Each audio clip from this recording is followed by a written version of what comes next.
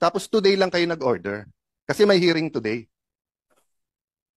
Your Honor, if I may, Hindi, kasi ang sagot nyo kay Senator Marcoleta, kulang na lang pumalakpak ako eh.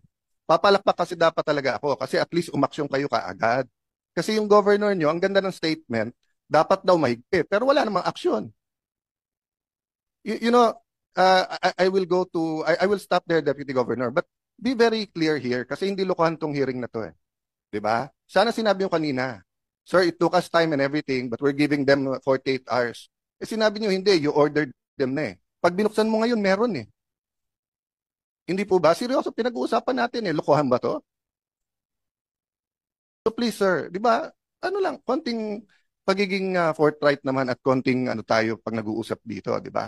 Ang PAGCOR mahirapan sumagot kasi trabaho nila magnegosyo ng ano eh, ng gaming eh. That's why, di ba, we'll allow them to ano. But you get my point, sir. Okay, so 48 hours makakaasa kami na tanggal na lahat. yes, Your Honor. Why do they need 48 hours? Isn't that instant naman?